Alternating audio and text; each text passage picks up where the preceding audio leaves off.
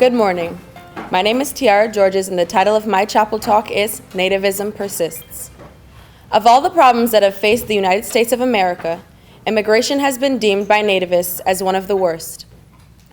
The Encyclopedia for American Studies defines nativism as a nationalist and racist reaction to large-scale immigration into the United States.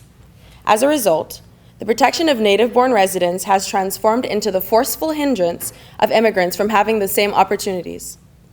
In 1942, approximately 120,000 Japanese Americans living on the Pacific coast during World War II were relocated to the country's interior and incarcerated in internment camps. This occurred because the government feared for the country's safety after Japan made an attack on Pearl Harbor. But how was it fair to relocate those thousands when they had zero knowledge of what had transpired? Nativism persists as immigrants are believed to pose a threat to the national identity of the United States. However, immigrants assist the Republic more than they harm it. The U.S. has a difficult history concerning nativism. According to author Simon Bronner, waves of nativism occurred in the 1790s, 1850s, and 1920s, during times of national crisis, like after the Civil War, when the Chinese Exclusion Act was passed to hinder the Chinese from immigrating into the country as a, quote, result of pressure from labor organizations, unquote. With every crisis, new regulations were introduced against the influx of immigrants, causing them to face the repercussions by nativists, who inferred that they were to blame for the nation's failure. Other reasons were never considered, and immigrants were openly blamed for the chaos, while powerful white men implemented laws to keep them off their soil. We see this impacting the nation today. The United States receives approximately 1 million immigrants annually from several countries, yet the psychology still persists. Why? President Donald Trump is one of the nation's most avid nativists who supports nationalist ideals and portrays it through his acts of legislation.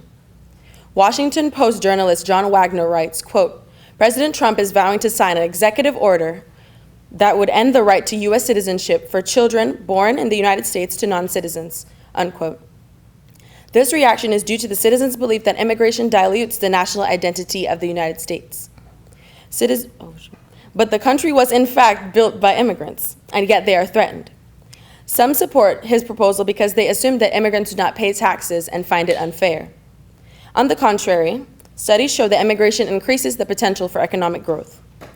Jim Tankersley reports that Donald Trump wishes to have international students apply annually to U.S. schools, but this will make it harder for schools to, quote, conduct research, recruit, and retain teaching talent, unquote. Trump's intention to regulate these students will foster their reluctance to return and hurt the schools that they plan to and already attend. What happens when Donald Trump seizes that $35 billion cash flow through the United States economy? Immigrants are not hurting the Republic's financial state, but those who want to deny their access and have them removed are.